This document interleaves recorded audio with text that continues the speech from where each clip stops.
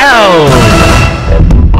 Sa inyo na ang mga nagliliyab, nagbabag at nag-aalab na mga kaganapan sa kasulok-sulukan ng Kalakang Maynila sa loob ng ating bansa at saan mang dako ng mundo. Naglalagablab! Katatampukan ng mga pambihirang kaganapan na bumabandera sa mga police blotters, mga kulay dugong pangyayari na nakakagimbal at mga nakakatawang pansin eksena na tiyak na pag-uusapan. Naglalagablab! At narito na ang naglalagablab na mga balita sa DCXL 558. Naglalagablab sa 558. Tuloy ang mga balita, makasama ko pa rin si Buddy Oberas At Weng de la Peña. Pagpapatuloy po ang polisiyang hindi tatanggap ng lagay sa mga nagpapasugal ng iligal. Abay, yan ho yung sinabi ng bagong commander ng National Capital Regional Police Office o NCRPO, itong si Director Carmelo Balmoria. Anya ay pagpapatuloy niya ang nasimula ni Chief Superintendent Marcelo Garbo Jr. na itinaas bilang Chief Directorial Staff ng Philippine National Police. Kaya inaman natin yung mga kapulisan na regarding doon sa discipline. Although yun lang merong mga problema, but it will affect the whole organization. So meron ng sistema ginawa dyan, particularly si predecessor Police Director Marcelo Garbo. So tuloy-tuloy yung mga programa ni Police Director Garbo, tuloy-tuloy natin yun. Hindi lang para sa Metro Manila, pati na yun sa mga neighboring regions kasi dito sila pumupunta sa Metro Manila. Agad na may ginatuwa yung pronouncement na yan o pahayag ni bagong NCRPO Chief Balmoria nitong si Archbishop Emeritus Oscar Cruz at sinabing susuportahan niya ang layunin ni Balmoria. Kung talaga po ang upo ngayon ay talagang sasabihin niya na talagang hindi na siya tatanggap at nakubuhay po siya pagpanay siya ng Panginoon. Iminungkahi din ni Cruz na tutukan din daw ni Balmoria sana iba pang sugal tulad ng video karera dahil maraming mamayan ang naloloko sa larong ito. Ilang po nila yung video karera doon, video sila. Yun po ay yung nakakaligtas pa sa pansin ng marami. Pero ito po talaga nakakasira sa kabuhayan ng simpleng maramita. Yung pa po nawawalan ng pera, yung pa po nilolo ng mga sugal na ito. At nakakalungkot nga po na napapabayaan, hindi na asikaso. Ito po yung di mayaman ay talagang mga salbahe at yung mahihirap ay lalo naghihirap. Sa po yun na pwedeng tingnan tayong video karera. Dinigyan ni NCRPO Director Carmelo Balmoria at ni Archbishop Emeritus Oscar Cruz sa interview ng DCXL RMN Manila. Nasunog yung isang six-wheeler delivery van sa kilometer 33 sa South Luzon Expressway northbound bago sumapit ng Carmona exit. Ayon sa mga rumespondeng pamatay sunog ng Manila Toll Express System, isang bangkay ng lalaki ang nakita sa loob ng van. Inalam po ng arson investigator kung namatay sa sunog ang lalaki o patay na ito bago ang nangyaring pagkasunog ng delivery van na may plakang WBH 302 na may kargang mga kemikal. Naitabi naman ng ang van at dire-diretso na rin ang daloy ng traffic sa naturang lugar. Naglalagablab na mga balita. May balita tayo, may mga gumagawa daw po at nagbebenta ng paputok ang isinilalim na sa safety training ng PNP. May balita si Rhea Mamogay. Rhea, i-radyo mo. Dahil sa papalapit na ng Kapaskuhan at pagsalubong ng bagong taon at inaasahan ang pagkalat ng iba't ibang klase ng paputok o firecrackers, isinailalim na ng PNP Firearms and Explosive Office of Fireworks Safety Training ang lahat ng mga nagbebenta at gumagawa nito. Ayon kay Police Chief Superintendent Louis Tiroy Opus, ang hepe ng PNP FAO, ang training seminar na ito ay nationwide na kanilang ginagawa na sinimulan dito sa Kamaynilan at gagawin din sa mga lalawigan upang kanilang matiyak na liwiti mo lahat ang mga nagbebenta at gagawa ng mga paputok nang sa ganun maiwasan ang disgrasya. Paliwanag ni Opus na ang pagsasailalim sa training seminar ang isa sa mahalagang requirements ng PNP FAO upang mabigyan ng permit sa paggawa at pagbebenta ng paputok ang isang negosyante. Naging partner naman ng PNP FAO ang hakbang na ito o sa hakbang na ito ang Philippine Fireworks Association. Kasama mo sa Kampo Krame para sa DZXL 558, Rhea Mamogay. Tatak RMN. DZXL Bulat Palaro Sports. Pumantong daw sa kontrobersiya ang gold medal game sa women's 100 meters event kung saan nanalo si Olympian swimmer Jasmine Alcalde. Matapos ang swimming event, inihayag na lang bigla ng announcer na magkakaroon ng re-swim. Mamaya alas 6 ng gabi. Reswim, May reswim palang tinatawag. Palang ganun. Lalangoy uli, ha? Mismo ang Thailand Swimming Association na naghain ho ng protesta na kagad namang inaprubahan ng pamunuan ng Southeast Asian Games. Nagkaroon daw ng technical problem kasi sa pagsimula ng 100-meter race. Sinasabing laban, tumapos si Alcalde ng 56.65 seconds habang ang silver medalist na si Ting Wen Kwa ng Singapore ay 56.74 seconds. Ay, reswim. Naglalagablab na mga balita. DZXL Showbiz Balita.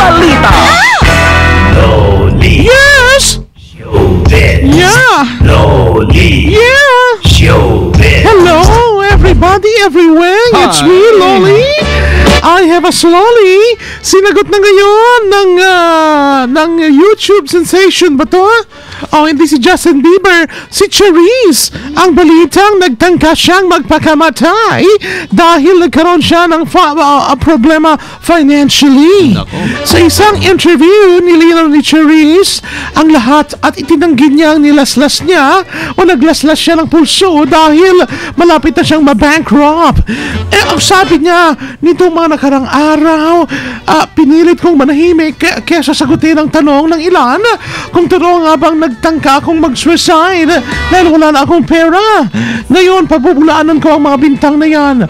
Mahal ko po ang buhay ko at lalo pat ngayon ay malaya ko lang na ipapahayag ang totoong ako. Diba, Tamboy? Ano yun, Tamboy? Ayon kay Charisse, wala siyang problema sa pera. At tuloy pa rin ang kanyang pagtrabaho sa kanyang pamilya o para sa kanyang pamilya.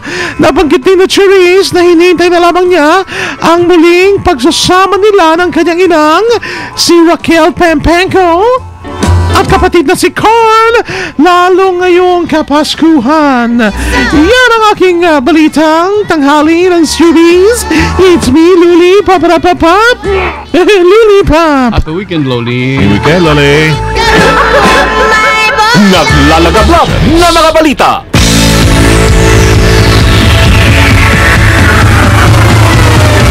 Hindi gasgas, hindi umatras. Alam, Medyo madulas.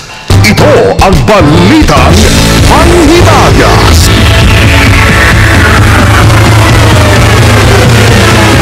Bukas sa publiko na ngayon ang kauna-unahang cardboard cathedral.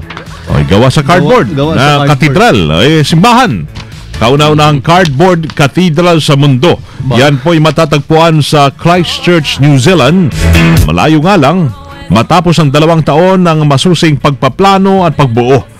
Ginawa yung cardboard na yan at Cardboard Transitional Cathedral matapos masira ng malakas ng lindol ang orihinal na Christchurch Cathedral noong February ng 2011. Kung saan idinisenyo ito ng libre ng kilalang disaster architect na si Shigeru Ban. Ay, dapat gumawa ka rin dito. Shigeru Ban. Binubuo ito ng 78 cardboard tubes na may bigat na 120 kilograms at may habang 20 meters at yatayang may kapasidad na 700 katao ang pwede at kayang magtagal ng hanggang 50 taon. Cardboard lang, ha?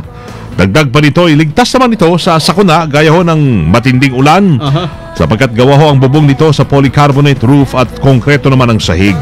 Bukod pa dyan, 100% rin itong nakasunod sa earthquake code ng bansa na yon sa New Zealand.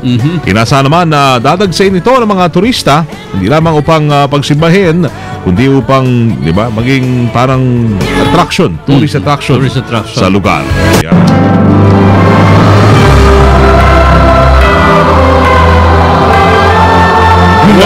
Lord, thank you. Lord, kayo nang bahala. Dali, may announcement tayo dyan. Announcement. Number 1. Number 1. Ito na, magbigay. Ito ba yun? Ayan. Ako nga pala. Sige. Ikaw ba pala? Sige. Ikaw na magaling. Bumigay dyan. Bumalik sa akin. Oy. Hindi, kwanto ha? Bukas ako naman, sa Lunes. December 18. December 18, ayan, ano ngayon? December 13, kasama 14, 15, 16, 17, 18. 13. Wednesday to. Hoy, alam nyo, sa nagdaang mga kalamidad at pagsubok sa ating bansa, milyong Pilipino ho ang apektado. Karamihan ho sa mga yan, mga bata. Ngayon, mga batang nawalan ho yan ng mga tirahan, pamilya, nawalan ng kamusmusan at mga pangarap. Higit kailanman, kailangan nila ho ng ating tulong. Inihandog ho ng Philippine Pediatric Society sa pakikiisa ng Pediatrica Inc. ang Isang Pasko ng Pag-asa at Saya. Isang Pasko ng Pag-asa at Saya. It's a benefit concert for the displaced and distressed Filipino children. Nagagarapin yan sa ika-18 ng Disyembre, ika-18 ng Disyembre alas 6 ng gabi sa PICC Plenary Hall. Kasama dyan sina Ogie Alcacid, Christian Bautista, Nikki Hill, Sam Concepcion, TP Dos Santos, Mikey Bustos, Buddy Obera, ewan kung makapunta. Manonood lang kung may libreng ticket tayo. Hindi, pero binabenta yan. Bibili tayo. Yan.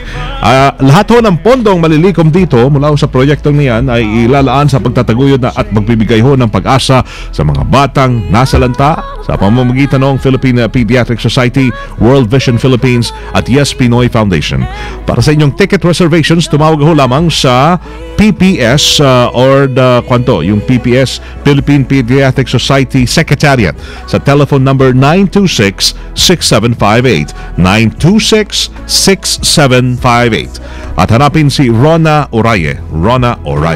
So, December 18, Isang Pasko ng Pag-asa at Saya, PICC Plenary Hall alas 6 ng gabi. Again, tumawag sa 926-6758.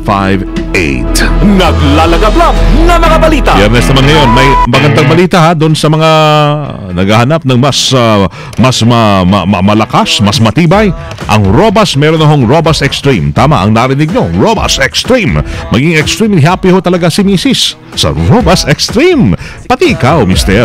Tamang-tama lang ho yan pang long weekend at holidays. Mababang romantic date yan basta't may Robas Extreme. Mas malakas at mas matibay, Robas Extreme. Super astig ito. Available no sa lahat ng Mercury Drugstores, Watson's Generica at Southstar at all leading drugstores nationwide. Atin sa inyo yan ang ATC Healthcare International Corporation, your trusted life ally. No approved therapeutic claims. Yan ho ang Robas Extreme. At mga kaibigan natin sa Haven of Angels na nakikinig kada umaga at tanghali, salamat sa pakikinig ho ninyo. Haven of Angels Memorial Chapels and Crematoriums Antipolo. Pwede silang tawagan dyan. Where cremation that is safe and clean yan. Where the grieving ends and the healing begins. Call Haven of Angels 661-7577. Paano? Monday naman. Tuloy na si po yung Pitikay. pangalan. Batiin natin Pitikay. Ganun ba? Sige. Nag-post pala siya ng kanyang T-Back Thursday na throwback ha. Throwback Thursday na litrato. Ganun ba? Salamat sa Pitikay. Binabati ka niya. Kasama bati. Ay, thank you. Ikaw lang binati. Ako, taga-kwan lang. Taga-pasa lang ng mensahe. Palang may kwan din dito. Panawagan. Sorry, mahaba ba? Si Rod Marcelino naman. Galing to sa pinsan ni Rod. Okay. May public service siya.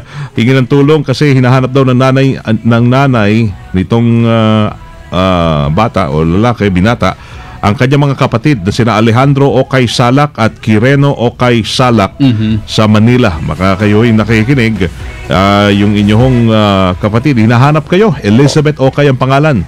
Ay kung pwede, tawagan daw siya sa 0926-291-4720. 0926-291-4720. Yan, ipapasa natin ito kay Rod mamaya ulit. Yan ay galing kay Ronald Carion. Thank you. Diretso. Naglalagablab na balitan. Tatak RMN. Makasama nyo na pakinggan sa DCXL 558. Yes, ngayon tanghali ho ng Biyernes, December 13, Friday. Tama, 2013. Kasama nyo, siyempre, serbisyo publiko. From the province of Occidental Mindoro, mabuhay. Ako si Buddy Oberas. From the city of Zambo, Eliceres Prima Hermano, Weng de la Peña. Kayo po lahat sa DCXLI. Tatak RMN.